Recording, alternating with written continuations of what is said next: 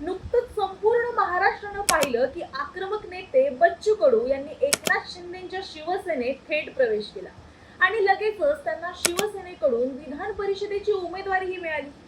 काय घडलं हे आतापर्यंत सर्वांनाच समजलंय, पण हे अचानक कसं घडलं? सर्वात मोठी आश्चर्याची गोष्ट म्हणजे स्वतःच्या प्रहार पक्षाच्या विलिनीकरणाचा निर्णय अद्यापही गुलदस्त्यात ठेवून कुणालाही न जुमानणारे बच्चू कडू वैयक्तिकरित्या शिवसेनेत जायला कसे तयार झाले? प्रेक्षकांनो, या राजकीय भूकंपाची स्क्रिप्ट काही दिवसांपूर्वी अंतरवली सराटीमध्ये लिहिली गेली आणि या संपूर्ण ऑपरेशनचे प्रमुख सूत्रधार होते उद्योग मंत्री उदय सामंत, तर मास्टर माइंड किंवा मध्यस्थ होते खुद्द मनोज जरांगे पाटील. बच्चू कडूंना शिवसेनेत आणण्याची ही डील नेमकी कशी झाली आणि शिंदेंना कडूंची एवढी काय भयंकर गरज पडली? आज आपण याच घटनेची इनसाइड स्टोरी डिकोड करणार आहोत. नमस्कार, मी सारिका आणि तुम्ही पाहायला सुरुवात केली आहे पॉलिटिकल महाराष्ट्र.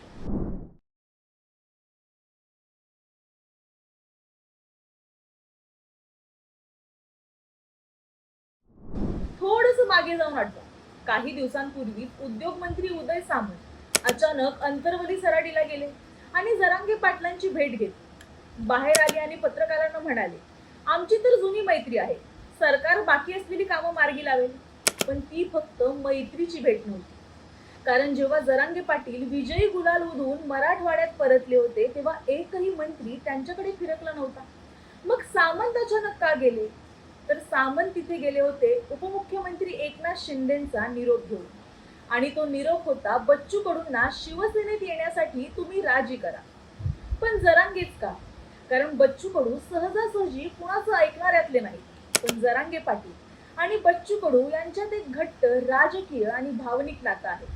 जरांगेंच्या उपोषणावेळी सरकारच्या वतीनं मध्यस्थी करण्यासाठी बच्चू कडू वारंवार तिथं जात होते आणि त्याची परतफेड म्हणून बच्चू कडूंच्या शेतकरी कर्जमुक्ती आंदोलनाला पाठिंबा देण्यासाठी स्वतः जरांगे पाटील आवर्जून पोहोचले होते.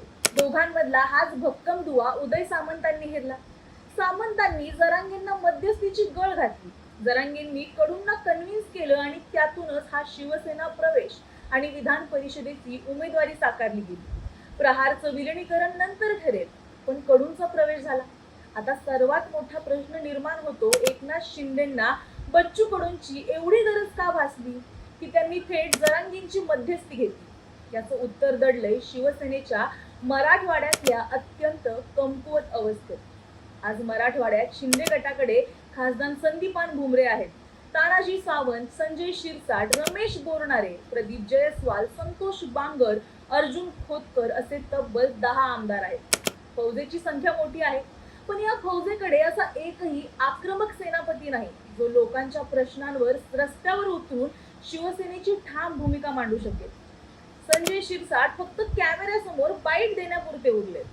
मराठवाड्यात शिंदे गटाची अवस्था अशी झालीये, जी भूमिका भाजपची तीच भूमिका शिवसेनेची. स्वतःचा असा कोणताही स्वतंत्र आक्रमक आवाज शिवसेनेला उरलेला नाही. या सगळ्या राजकीय कोंडीत सर्वात मोठी गोची कुठे झाली माहितीये? लातूर, परभणी आणि बीड या 3 अत्यंत महत्वाच्या जिल्ह्यांमध्ये एकनाथ शिंदेच्या पक्षाचा एकही आमदार नाही, 0. हीच भयंकर पोकळी भरून काढण्यासाठी शिंदेंनी बच्चू कडूंना पक्षात घेतले. विधान परिषदेची आमदारकी हे फक्त एक टोकन आहे. खरा गेम आहे तो आगामी निवडणुकीचा.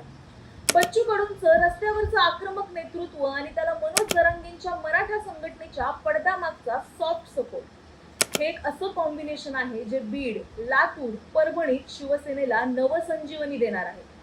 उदय सामंतांनी रचलेली ही खेळी आणि जरांगेंनी केलेली मध्यस्थी हा महाराष्ट्राच्या राजकारणातला एक मास्टर स्ट्रोक मानला जातो. पण आता खरा खेळ इथून पुढे सुरू होईल. बच्चू कडूंच्या आक्रमकतेचा शिवसेनेला मराठवाड्यात खरंच फायदा होईल का? प्रहारचं पुढे काय होणार आणि जुन्या नव्या नेत्यांमध्ये वर्चस्वाची नवी लढाई सुरू होणार का? तुमचं राजकीय आकलन काय सांगतं? ही खेळी एकनाथ शिंदेंना मराठवाड्यात तारणार का? कमेंट बॉक्समध्ये तुमचं मत नक्की सांगा.